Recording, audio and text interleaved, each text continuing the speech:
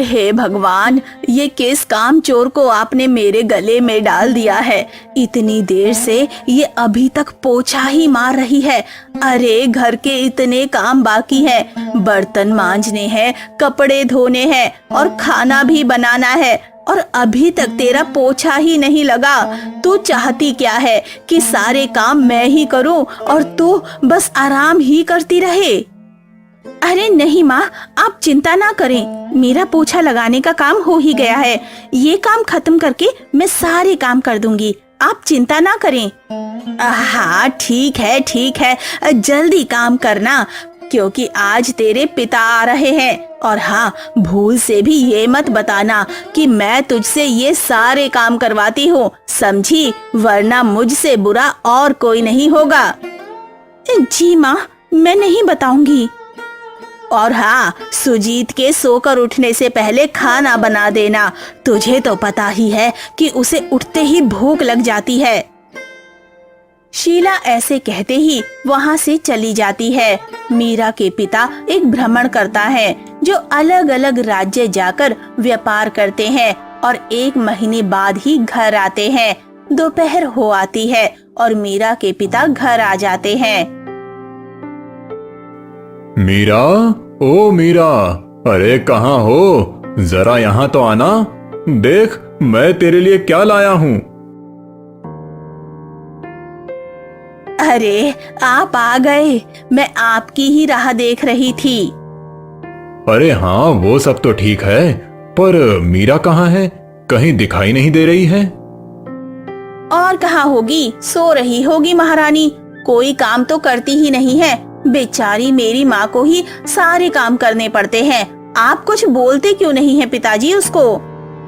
अरे कोई बात नहीं, अभी तो वो छोटी है, बड़ी हो जाएगी तो खुद ही काम करने लग जाएगी। इतनी बड़ी तो हो गई है, और कितनी बड़ी होगी?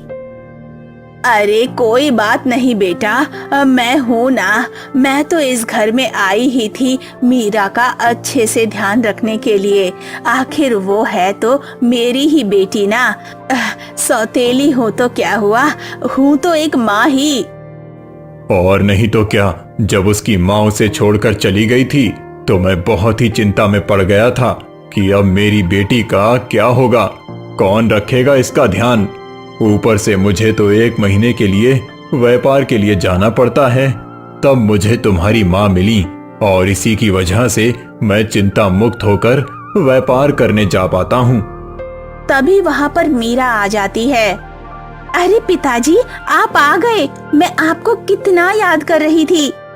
अरे हाँ मेरी पुत्री, मैं आ गया, और देख मैं तेरे लिए क्या लाया हूँ। ये देख, ये सोने के बने हार। सोने का हार? ये तो बहुत महंगा होगा ना पापा, ये लाने की क्या आवश्यकता थी? अरे क्यों ना लूं, तू तो मेरे घर की लक्ष्मी है, और लक्ष्मी बिना सिंगार और बिना गहनों के अच्छी नहीं लगती। अब इसे संभाल के रखना, खो मत देना। जी पिताजी, मैं इसे बहुत ध्यान से रखूंगी। ये क्या पिताजी, आप सिर्फ उसके लिए उपहार लाए हो, मेरे लिए कुछ नहीं लाए क्या? मैं आपकी बेटी नहीं हूँ क्या? अरे नहीं नहीं पुत्री, मेरे पास अभी धन की थोड़ी समस्या है, पर अगली बार मैं तेरे लिए भी गहने जरूर लाऊंगा। तू चिंता मत कर, फिलहाल आज तो मैं तेरे लिए चांदी की माला ही लाया हूँ। पर पिताजी। अरे कोई बात नहीं गोपी, तुम्हारे पिता ने कहा ना कि वो अगली बार ला देंगे, और तुम्हें तो खुश होना चाहिए कि तुम्हारे पिता ने तो तुम्हारी दीदी के लिए कितनी सुंदर माला ला कर दी है। अगर तुझे भी किसी दिन पहननी होगी तो पहन लेना, तेरी बड़ी बहन मना थोड़े ना करेगी तुझे। क्यों मीरा, है ना? अरे हाँ गोपी, मुझे कोई दिक्कत नहीं है, तो जब चाहे तब इसे पहन सकती है। लो, हो गई चिंता दूर, अब तो कोई शिकायत नहीं ना गोपी? हाँ ठीक है, पर अगली बार जरूर लेकर आना। अगली बार कोई बहाना नहीं सुनने वाली मैं। पक्का, मैं अगली बार जरूर लेके आऊंगा। पिता के आ जाने से मीरा बहुत ही खुश हो जाती है।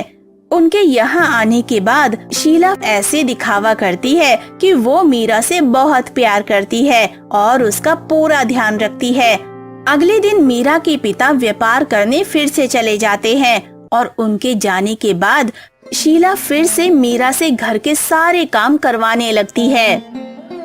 आहा, देखो तो नौकरानी की भी हैसियत नहीं और महारानी हार पहनेंगी। देख लड़की, तेरे पिता ने भले ही तेरे लिए वो सोने का हार लाया हो, पर तू उस हार को छुएगी तक नहीं। वो हार सिर्फ मेरी बेटी गोपी पहनेगी, तू नहीं, समझी? पर माँ, पिताजी ने वो हार मुझे कितने प्रेम से दिया है और कहा है इसे संभाल कर रखना। हाँ, तो तू भी गोपी को वो हार प्रेम से दे दे, वो भी संभाल कर ही रखेगी। ठीक है, अब चुपचाप जाकर काम कर। ज्यादा जुबान चलाएगी तो जबान काट के रख दूंगी तेरी, समझी? उन दोनों की बहस चल ही रही थी कि तभी एक औरत उनके घर आती है। शीला, अरे ओ शीला, कहाँ पर है? जरा बाहर तो आना, एक खुशखबरी देनी है तुझे। हाँ हाँ, आ रही हूँ, और तू जल्दी से ये काम खत्म कर, घर में और भी काम है, समझी? अरे क्या हो गया बहन, इतनी सुबह सुबह कौन सी खुशखबरी लेकर आई हो? कहीं तुम्हारी सास का देहांत तो नहीं हो गया? अरे कहाँ, अभी तो उसकी उम्र बहुत लंबी है, अभी कहाँ उससे पीछा छूटेगा। तो फिर तू इतनी सुबह सुबह कौन सी खुशखबरी लेकर आई है? अरे तूने राणा जी का नाम तो सुना ही होगा, वही ना जो इस राज्य के बहुत बड़े स्वर्ण के व्यापारी हैं। अरे उन्हें कौन नहीं जानता। अरे हाँ, और वो अपने पुत्र के विवाह के लिए एक कन्या खोज रहे हैं और उन्हें पता चला है कि भानु जी की यहाँ कितनी इज्जत है और वो भानु जी की पुत्री यानी कि आपकी पुत्री से विवाह करवाना चाहते हैं। क्या बात कर रही हो बहन, क्या ये सच है?